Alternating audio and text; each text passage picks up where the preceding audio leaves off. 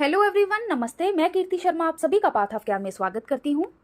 ये बात तो हम सभी जानते हैं कि भारत देश बहुत डेवलपमेंट कर रहा है और दूसरे देशों में अपना मान बढ़ा रहा है।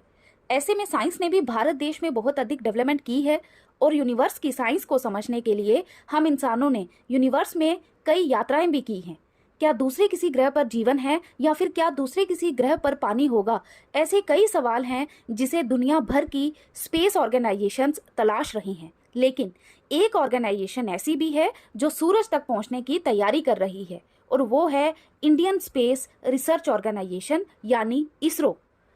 आज के समय में विज्ञान से जुड़ी या फिर स्पेस से जुड़ी कोई भी डिस्कशन होती है तो इसरो का नाम हम टीवी या न्यूज़पेपर पर देखते हैं। ऐसे में सबसे बड़ा क्वेश्चन ये है कि इसरो है क्या? अगर आप नहीं जानते तो चलिए आज हम आपको इसरो के बारे में डिटेल में बताते हैं। और अगर आप इस चैनल पर नए हैं तो please like and subscribe my channel and let's start. चाहे कोई भी एरिया क्यों ना हो, आज भारत देश पूरी दुनिया में हर फील्ड में अपनी अलग पहचान बना रहा है। इसी के साथ अंतरिक्ष की दुनिया में भी भारत लगातार आगे बढ़ रहा है और नए नए मुकाम हासिल कर रहा है। भारत की अंतरिक्ष में बढ़ती उपलब्धियों को देख आज दूसरे देश भी हैरान हैं और ये सब कुछ पॉसिबल हो रहा है इसरो की वजह से। इसरो का मेन ऑब्जेक्टिव भारत के लिए स्पेस से रिलेटेड टेक्नोलॉजी प्रोवाइड कराना है। ये अर्थ की ऑब्जर्वेशन, कम्युनिकेशन, नेविगेशन और स्पेस साइंस के लिए लॉन्च व्हीकल, सैटेलाइट और अन्य रिलेटेड टेक्नोलॉजी को डिजाइन और डेवलप करता है। इनमें geographic information system, broadcasting, weather forecasting, disaster management tool, navigation, mapping, communication, distance education satellite शामिल हैं।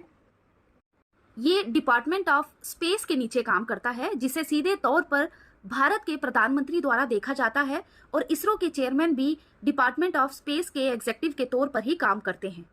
इसरो वर्ल्ड की 6 गवर्नमेंट स्पेस एजेंसियों में से एक है जिसके पास फुल प्रोजेक्शन कैपेसिटी है।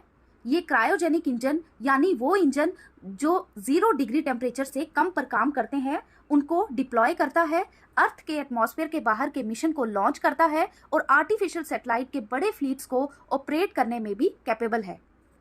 डॉक्टर विक्रम साराभाई ने साल 1957 में रियलाइज किया कि देश के विकास के लिए स्पेस में डेवलपमेंट करना कितना ज़रूरी है और फिर साल 1962 तक उन्होंने जवाहरलाल नेहरू जी को कन्विंस कर लिया था कि इंडिया के पास अपना खुद का एक स्पेस प्रोग्राम होना चाहिए और फिर जन्म होता है इसरो का।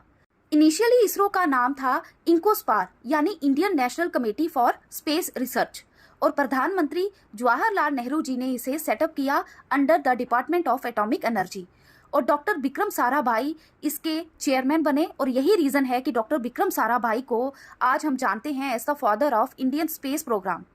अपनी स्टार्टिंग स्टेज पर इंकोस्पार के पास बहुत ही लिमिटेड इंफ्रास्ट्रक्चर और रिसोर्सेज थे। इसी कारण आपको कई ऐसी फोटोज देखने को मिलेंगी यहाँ पर रॉकेट को साइकिल या फिर बैलगाड़ी पर ट्रांसपोर्ट किया जा रहा है। लेकिन इंडिया की स्पेस जर्नी शुरू हो चुकी थी। नवंबर 1963 में भारत ने पहला साउंडिंग रॉकेट लॉन्च किया। साउंडिंग रॉकेट यानी एक ऐसा रॉकेट जिसमें इंस्ट्रूमेंट्स होते हैं मेजरमेंट लेने के लिए।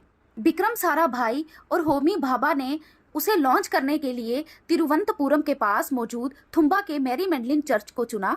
15 अगस्त 1969 को इंकोस्पार को रीनेम कर दिया गया इसरो, क्योंकि अब ये सिर्फ एक कमेटी नहीं बल्कि एक ऑर्गेनाइजेशन बन गई थी। एक ऐसी ऑर्गेनाइजेशन जिसका मकसद था स्पेस टेक्नोलॉजी का यूज करना देश के विकास के लिए, ह्यूमैनिटी के लिए। साल 1975 में इंडिया ने अपनी पहली आर्टिफिशियल सैटेलाइट लॉन्च की जिसका नाम रखा आर्यभट्ट।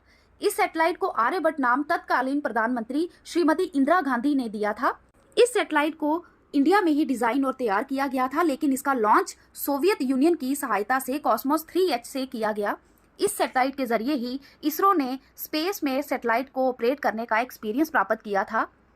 और फिर बाद में साल 1979 में जब पहली बार अपना खुद का सैटेलाइट लॉन्च किया गया, वो भी भारत देश में ही, तो वो क्रैश होकर बंगाल की खाड़ी में जा गिरा। लेकिन इस नाकामयाबी ने इसरो के लिए नई बुलंदियों को छूने के रास्ते तैयार कर दिए। 1980 में इसरो ने उस मिशन का सक्सेसफुल लॉन्च भी किया और उसे पूरा कर दिखाया और ये एक ह्यूज माइलस्टोन था। इसरो ने सक्सेसफुली अपना खुद का सैटेलाइट लॉन्च व्हीकल तैयार किया। सो अब बाकी देशों पर रिलाय करने की ज़रूरत नहीं थी सैटेलाइट लॉन्च करने के लिए। पहला सैटेलाइट लॉन्च व्हीकल SLV-3 को इस्तेमाल किया गया रोहिणी सैटेलाइट को ऑर्बिट में भेजने के लिए, और इसके बाद इसरो ने कई और सैटेलाइट लॉन्च व्हीकल पर काम किया, जैसे कि ऑगमेंटेड सैटेलाइट लॉन्च व्हीकल यानी ASLV, या फिर पोलर सैटेलाइट लॉन्च व्हीकल यानी PSLV, जियो सिंक्रोनस सैटेलाइट लॉन्च व्हीकल यानी GSLV। साल 1983 में इसरो ने इनसैट सैटेलाइट लॉन्च किया। इनसैट का फुल फॉर्म है Indian national satellite system. Basically ये एक सीरीज है कम्युनिकेशन सैटेलाइट्स की, जिन्हें अर्थ के ऑर्बिट में डाला जाता है, जिनका मकसद है कि रेडियो वेव्स के थ्रू कम्युनिकेट किया जा सके। इसी की वजह से अब इंडिया में टेलीविजन ब्रॉडकास्टिंग करी जा सकती थी, वेदर की फॉरकास्टिंग करी जा सकती थी, कोई बड़ा डिजास्टर आ रहा है जैसे कि टॉर्नेडो या साइक्लोन, इन सैटेलाइट की मदद से पहले ही वार्निंग दी जा सकती थी। हम इन सैटेलाइट्स की वजह से आने वाली कोई भी बड़ी आपदा को कंट्रोल कर सकते हैं। बस फिर क्या था, उसके बाद भारत ने कभी भी पीछे मुड़कर नहीं देखा। देखते ही देखते ये स्पेस ऑर्गेनाइजेशन, जिसने बैलगाड़ी से रॉकेट ले जाने की शुरुआत की थी, वो चांद और मंगल ग्रह पर पहुंचने लगा। अक्टूबर 8 में लॉन्च किया गया चंद्रयान-1, ऐसा पहला स्पेस मिशन जिसने चांद के सरफेस पर पानी के निशान को ढूंढ निकाला। ये इसरो की सबसे बड़ी उपलब्धियों में से एक है। और फिर 5 नवंबर 2013 को भारत ने मार्स ऑर्बिटर मिशन लॉन्च किया।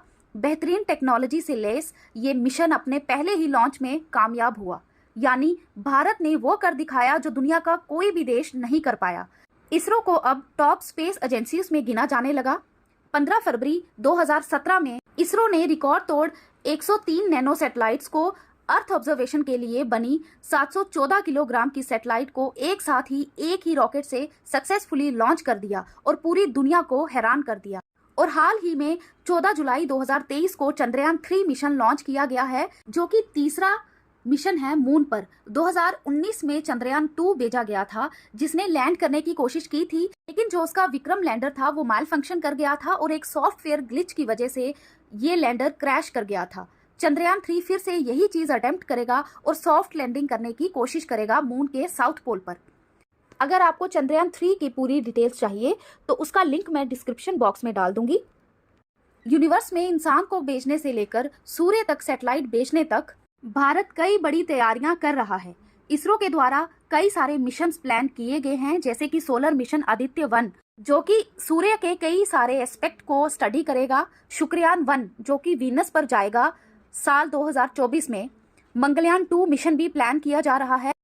और अगर लॉन्ग टर्म मिशन की बात करें तो इसरो का प्लान है कि साल 2030 तक इंडिया का खुद का स्पेस स्टेशन हो स्पेस में, और ये इसरो के फॉर्मर चेयरमैन के सिवन ने अनाउंस किया था साल 2019 में। ऐसा चमत्कार और कहीं नहीं होता, it happens only in India. ये वीडियो आपको कैसी लगी प्लीज हमें कमेंट करके जरूर बताएं, और ऐसी ही वीडियोस के लिए please like, share and subscribe my channel. Thank you so much.